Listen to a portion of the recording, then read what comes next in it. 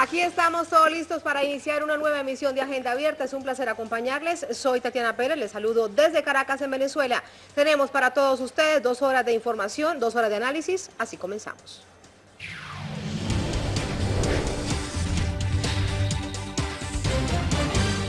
Colombia cada vez más cerca de la paz. El presidente Juan Manuel Santos afirmó que su gobierno está listo para firmar un cese bilateral al fuego con las FARC.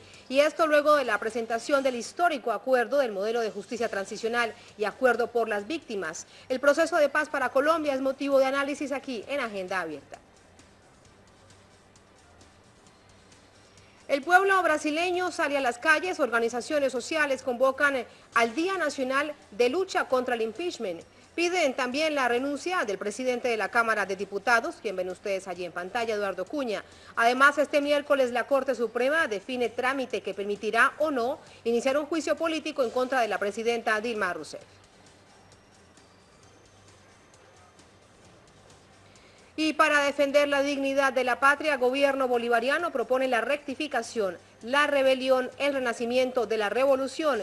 El presidente venezolano Nicolás Maduro anuncia que la ley sobre consejos presidenciales del Poder Popular será aprobada vía habilitante. Tenemos los detalles aquí en Agenda Abierta.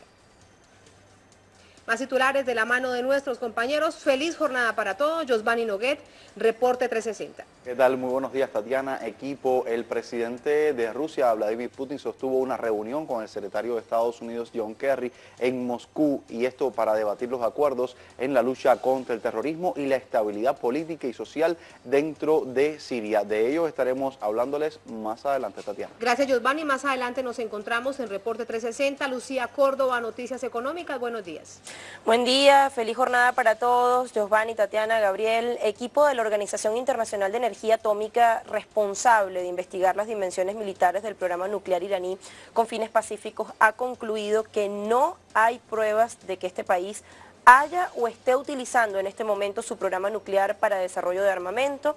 Se cierra una investigación ardua, amplia, e Irán queda así libre de toda sospecha. El levantamiento de las sanciones que está contenido en ese acuerdo del pasado 14 de julio ya tiene luz verde. Más adelante también con más detalles de esta noticia que resulta muy importante desde la geopolítica internacional. Titulares en deportes, Gabriel Silva, adelante, ¿qué nos cuentas? Buenos días, Tatiana, Lucía, Josvani. El expresidente de Conmebol y ex vicepresidente de la FIFA, Juan Ángel Naput, fue extraditado este martes a los Estados Unidos, donde es acusado de supuestos cargos de corrupción por la venta exclusiva de derechos de transmisión televisiva. Se sigue tejiendo más capítulos, más páginas de este escándalo de la FIFA. Muy bien, y de todo esto, mucho más les hablamos a partir de este momento aquí en Agenda Abierta. Acompáñenos.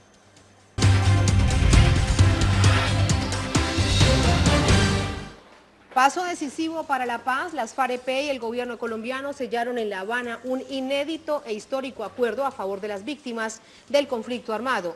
En presencia de las mismas víctimas, representantes de ellas, ambas partes presentaron el sistema integral de verdad, justicia, reparación y no repetición, luego de más de un año de discusión. Recordemos que este es el punto quinto dentro de la agenda de conversaciones que ya cumple más de 3 años.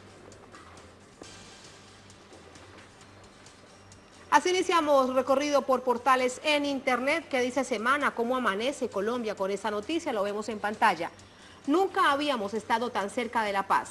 Es una frase del presidente de Colombia, Juan Manuel Santos. Él confía en que 4 meses se pondrá fin al conflicto armado más antiguo del hemisferio, luego que se firmara en La Habana el punto más complejo de la agenda de negociaciones, el de las víctimas, que a su vez incluye todo lo relacionado con la justicia en todos estos casos de víctimas. Santos celebró que el conflicto se termine tal como se había pactado, con la fecha límite del 23 de marzo de 2016, por lo que calificó el proceso de paz de serio, digno, realista y eficaz. No obstante, sentenció que no se aplicará amnistía a los crímenes de lesa humanidad cometidos por diversos actores en conflicto. Vamos a recordar palabras de la noche anterior. Lo último que se ha dicho por parte del presidente Santos, esta alocución del jefe de Estado colombiano.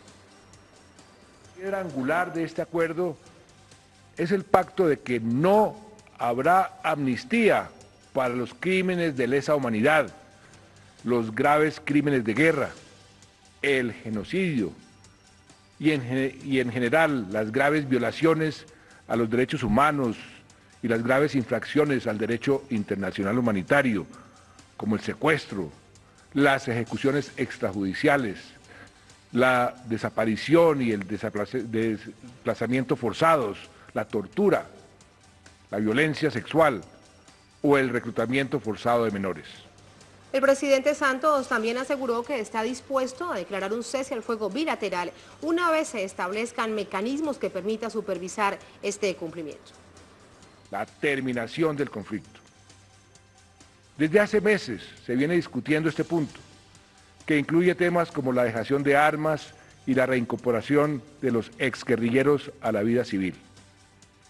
También trabajamos en alcanzar lo más pronto posible un cese al fuego bilateral y definitivo, pues las condiciones están dadas para que cese la confrontación y nos dediquemos únicamente a culminar los acuerdos. Con respecto a ello, un punto importante para destacar. Actualmente en Colombia, desde el pasado 20 de julio, avanza un cese unilateral al fuego por parte de la insurgencia, por parte del grupo guerrillero. El Frente para la Paz, el Frente Amplio para la Paz, organización que ha sido el veedor, ha estado a las zonas de mayor conflicto, tratando de verificar con mucha certeza de que esto sea así, ha confirmado que el desescalamiento en Colombia se cumple en un 95%.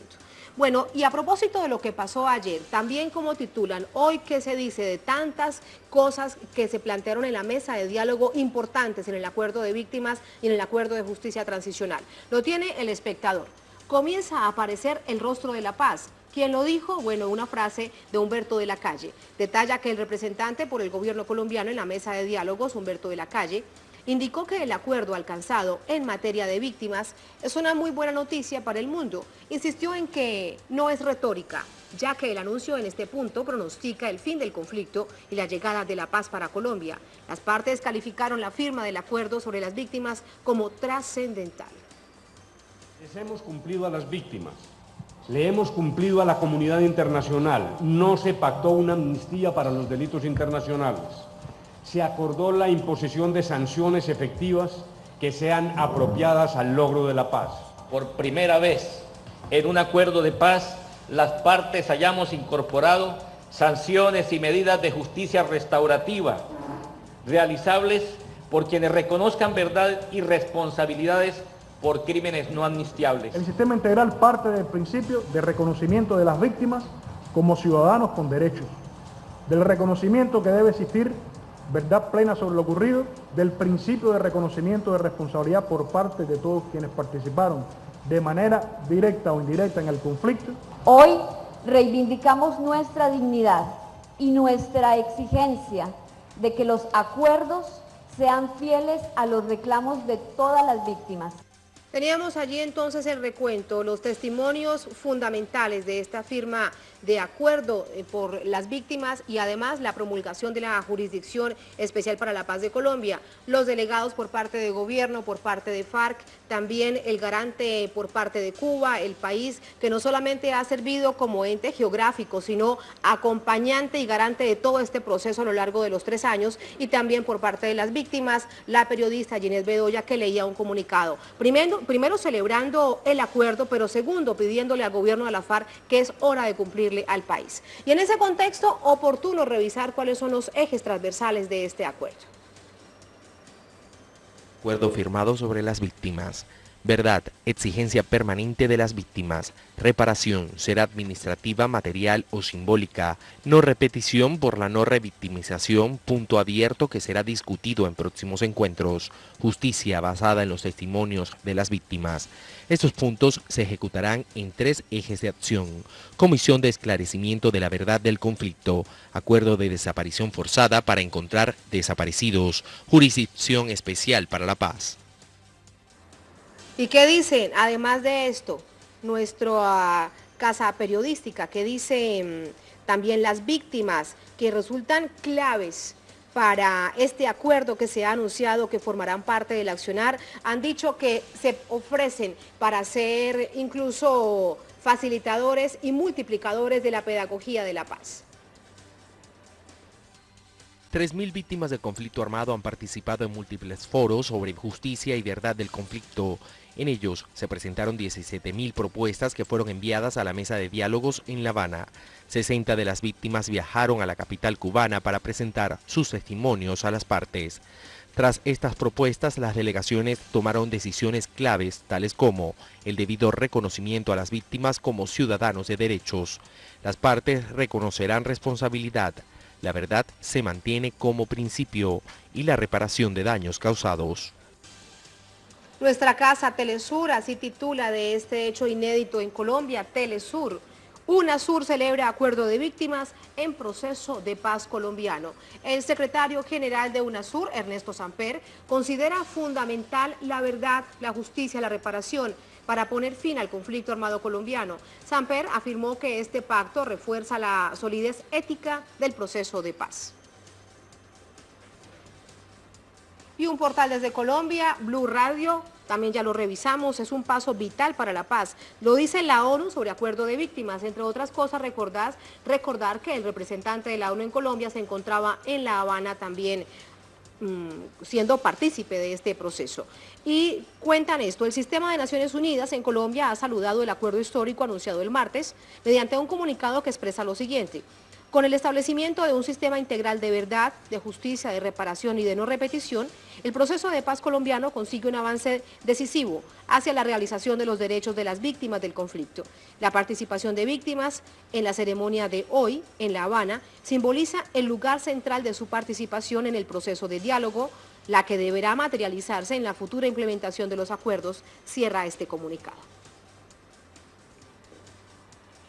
Y mientras Colombia está más cerca de la paz, el presidente de Ecuador, Rafael Correa, también se suma a las felicitaciones, a la celebración de este acuerdo. Afirmaba desde Colombia que su país mantiene la disposición de servir como escenario para facilitar un eventual proceso de paz entre el gobierno del presidente Santos y la guerrilla del ELN. En segundo lugar, quisiera felicitar a Colombia, felicitar a Juan Manuel, a su gobierno, por el trascendental paso que se ha dado el día de hoy en Habana hacia esa meta tan añorada por Colombia y por toda América Latina, como es la paz en nuestra querida Colombia. Y por supuesto que el conflicto colombiano ha causado costos, ha causado pérdidas materiales, de vidas humanas en Ecuador, pero sinceramente eso no es lo que nos motiva a apoyar de todo corazón a la paz. Nos motiva a Colombia. La alegría de Colombia es la alegría del Ecuador, es la alegría de América Latina. Yo creo que alcanzar la paz, Juan Manuel, sería la noticia más importante en la región en las últimas décadas. Alcanzar la paz para Colombia es muy importante para América Latina, lo reitera el presidente de Ecuador, lo ha reiterado la Unión de Naciones Suramericanas, ha dicho que el único conflicto de más de 50 años a nivel interno en el hemisferio puede ser resuelto, y así hemos escuchado a lo largo de todos estos meses el apoyo de los jefes de Estado, no solamente de Ecuador, de Venezuela, que además es un país acompañante. Veíamos allí en las imágenes, por ejemplo, al diplomático Roy Chatterton, siempre acompañando como gobierno amigo, cercano, que le preocupa tanto el tema de la paz en Colombia a Venezuela. Esas imágenes dan cuenta de lo que sucedía la jornada anterior, hechos también cargados de simbolismo, el momento de la firma del acuerdo, incluso después de eso se levantaban los delegados por parte del gobierno colombiano, Humberto de la Calle, el delegado por parte de las FARC-EP, Iván Márquez, y le entregaban a los garantes, es decir, a la representación de Cuba y a la representación de Noruega, el documento de 70 páginas, allí por ejemplo el momento de la firma, que daba cuenta entonces de lo que viene ahora en materia de posacuerdos, la implementación, basados en estos principios fundamentales de verdad, de justicia, de reparación y de la no repetición. En todo caso, el proceso debe continuar, en enero van a retomar los ciclos. Recuerden ustedes que se ha avanzado desde hace más de 3 años en otros asuntos muy importantes, fundamentales. Este, por ejemplo, era trascendental, transversal a todo lo que significa el proceso, porque es nada más y nada menos las víctimas las que se ponen allí en el centro del debate. Y ese les estábamos contando el momento en que ambas delegaciones entregan el documento ya firmado a los garantes, a Noruega y a Cuba, y además a los lados veíamos a los países como representación acompañantes, es Venezuela y Chile. Lista nuestra corresponsal en Bogotá, Lorena Hoyos, con todas las reacciones que esto ha suscitado en Colombia, que realmente son muchas. Lorena, adelante, muy buenos días.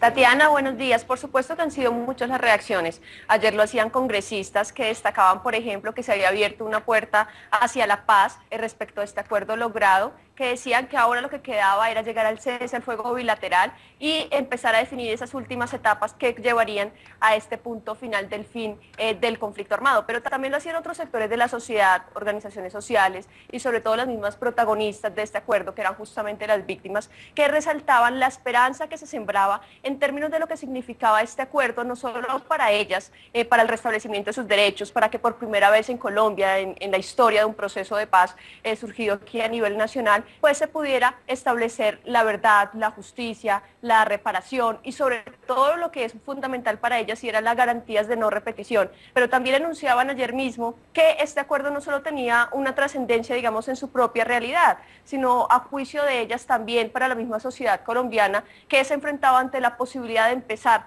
a sanar de alguna forma el dolor que ha dejado todo este tiempo de conflicto armado, pero también de empezar a dignificar la vida, transformando estos aspectos que han estado presentes, en donde incluso se llegó de alguna forma a celebrar hasta la muerte del otro. Pero también se pronunciaban distintos sectores en donde decían que esperaban que estos acuerdos logrados ayer en La Habana, pues empezaran también a articularse con la realidad nacional, y esto lo hacían de una forma crítica, porque ayer este anuncio, Tatiana, que se llevó a cabo en La Habana, pues coincidió con otro hecho que se desarrolló en Colombia paralelamente, y es que en el Congreso empezó a debatirse o a darse el último debate respecto a la ley CIDRES, que recordemos son estas zonas de interés de desarrollo rural que ha presentado el gobierno, que defiende el gobierno, que permitirá traer desarrollo de distintas zonas del país, pero que a la vez las mismas víctimas del conflicto, de organizaciones sociales, advierten que lo que harán este proyecto, si se llega a aprobar,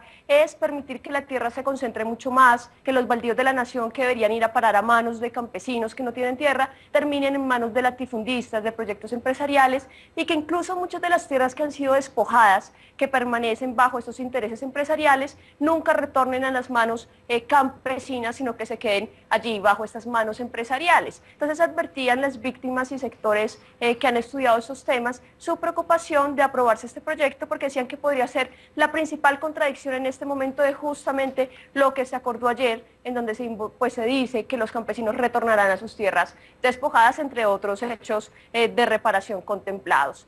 Ayer este debate pues no fue aprobado, se inició la votación, hasta ayer iba las funciones en el Congreso de la República, pero el Gobierno Nacional ya decidió que citará a reunión o a sesiones extraordinarias para continuar con la votación de algunos proyectos pendientes, entre estos justamente esta ley de CIDRES, que es uno de los propósitos del gobierno de que se apruebe. Pero por otro lado, las víctimas pues también han dicho que finalmente este acuerdo que se logró pues es un hecho decisivo para la paz, y por eso hoy mismo está previsto, Tatiana, que alrededor de 200 víctimas se reúnan aquí en Bogotá, procedentes de distintos territorios, para evaluar cada uno de los puntos que se acordó, para mirar ellas cómo pueden seguir contribuyendo a ese propósito en el que han manifestado quieren participar, y que es no solo el fin del conflicto, sino empezar a construir justamente la paz en Colombia. También está previsto, después de esas palabras que anunció anoche el presidente Santos, que escuchábamos hace un momento, que hoy hacia las 8:30 de la mañana el jefe del equipo negociador del gobierno, Humberto de la Calle, de una rueda de prensa a medios internacionales, más temprano lo hará para medios nacionales, aclarando todos los puntos acordados, especificando cada uno de estos que se acordaron y también despejando dudas que puedan surgir desde los periodistas. Así, Tatiana, que sin lugar a dudas hoy el panorama también estará bastante movido en términos de ese histórico acuerdo que se alcanzó ayer en La Habana. Cargado de noticias y todo ello alrededor de este acuerdo en La Habana. Hay varios hechos que también destacan los medios colombianos a propósito de la alocución del presidente Santos. Este mensaje que él enviaba no solamente de la no impunidad a la insurgencia, pero también de la protección a la fuerza pública. En ese mensaje es algo que ha generado suspicacias. ¿Cómo se recibe?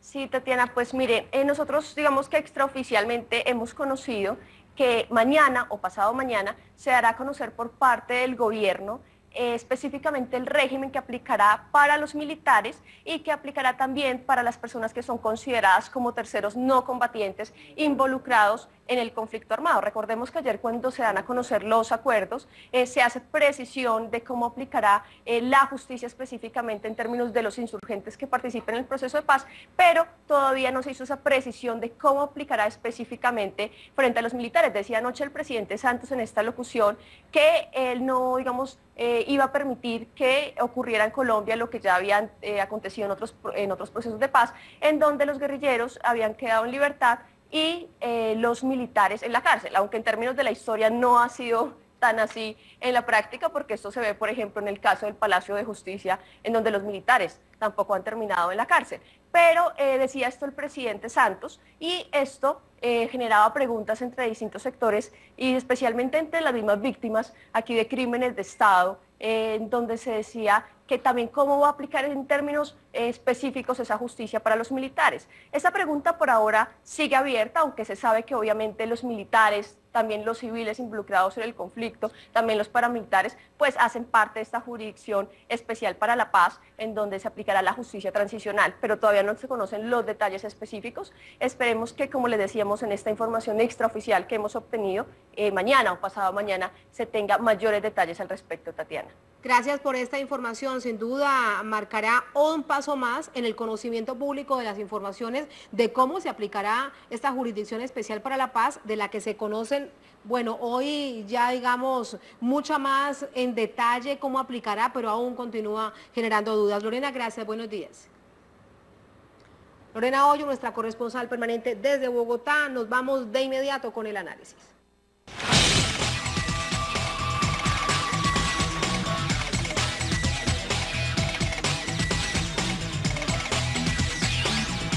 Ha sido una lucha permanente por recuperar y restablecer todos nuestros derechos totalmente vulnerados. Y creo que el acuerdo trae consigo la esperanza no solo para las víctimas, sino para el pueblo colombiano en su conjunto. Porque yo creo que es trasegar de la guerra a construir el país en paz, el país soñado, el país esperado.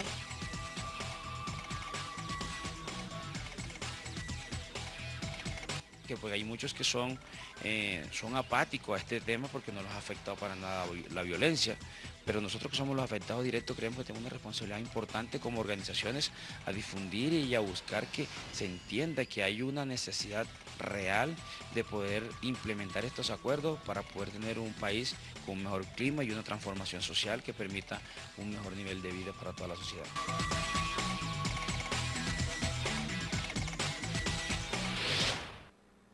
No se necesitan muchos y muchos testimonios para poder identificar lo que significa ser víctima del conflicto colombiano, de un conflicto interno. En este caso, obviamente nos centramos en el colombiano al que le hacemos tanto seguimiento.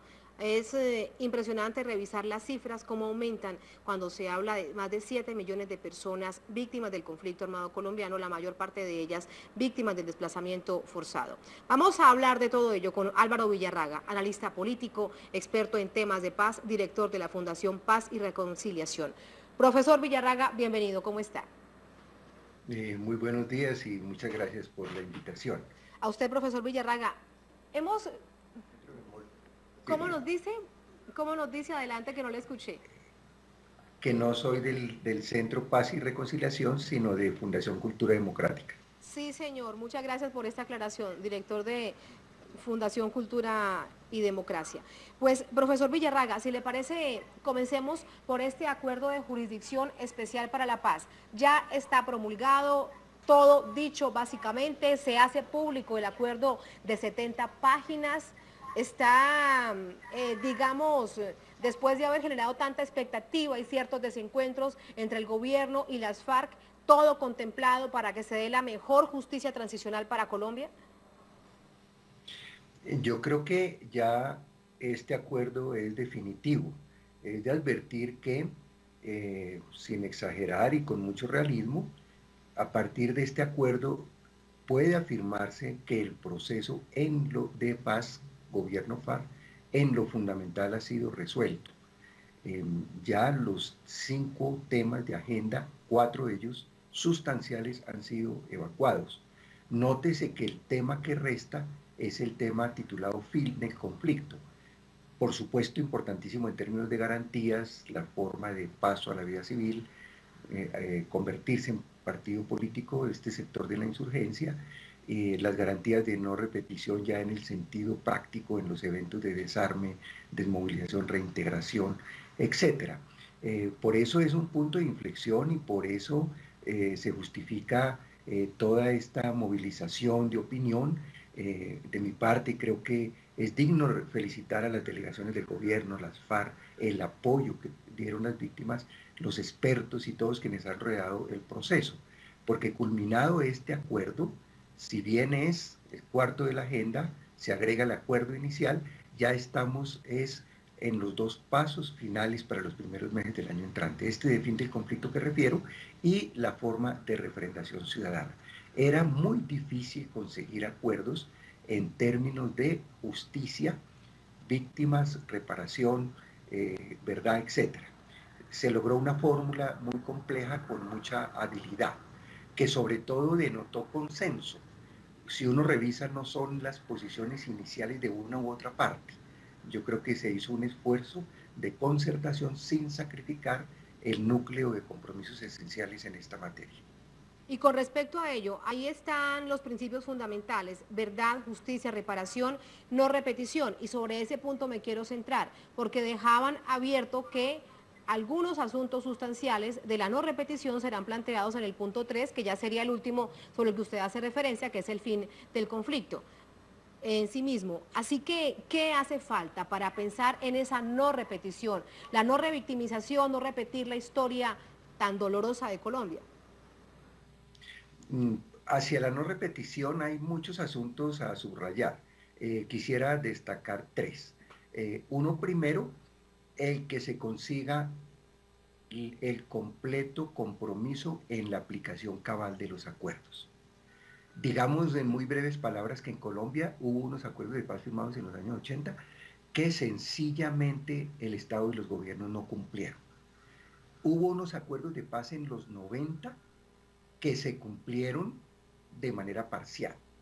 Se cumplió un proceso constituyente con el M-19 y el EPL y hubo algunos aportes a la paz importantes, pero en términos de garantías y en términos de otros asuntos como víctimas, asuntos pactados no se cumplieron.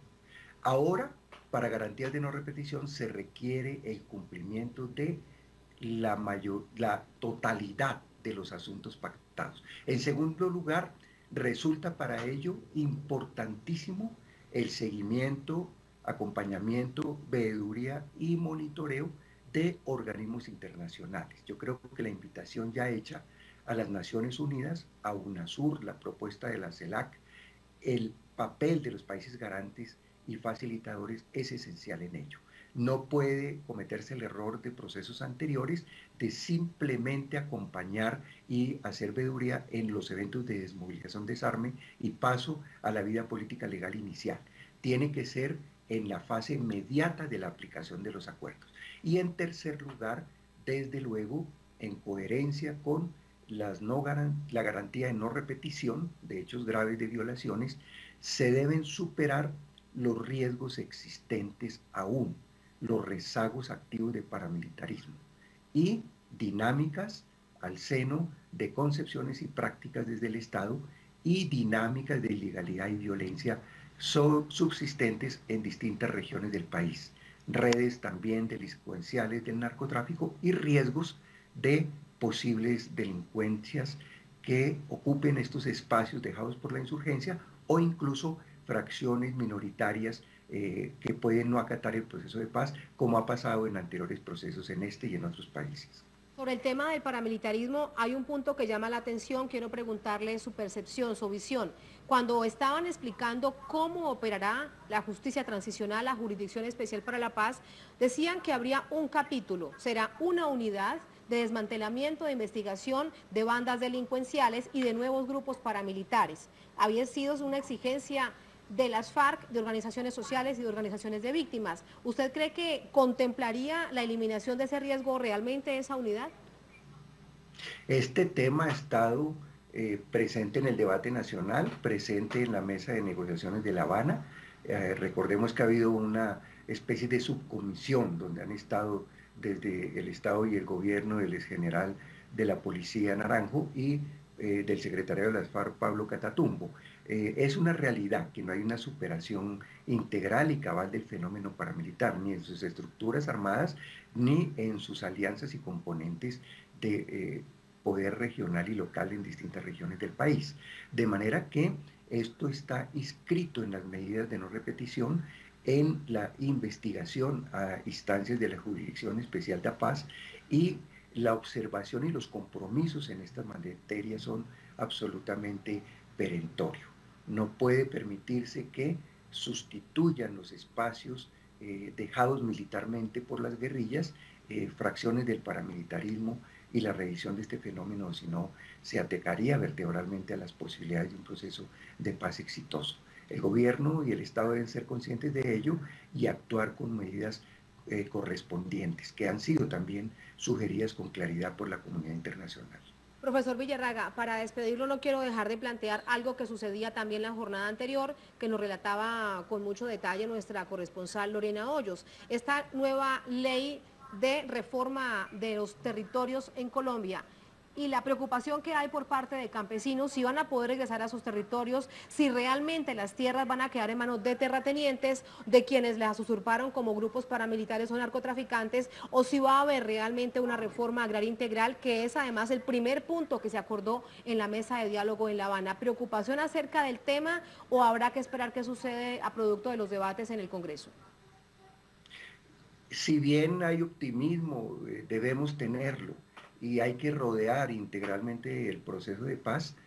Sin duda aún hay fuertes tensiones políticas en lo que son las expectativas de una paz efectivamente sostenible, porque en contravía de lo acordado en el punto que tiene que ver con reforma integral del sector agrario, hay un proyecto de ley con las llamadas CIDRES que realmente cierra las posibilidades de la economía campesina y obra más bien como factor de legalización de formas de monopolización de la tierra, incluyendo tierras usurpadas y tierras baldías.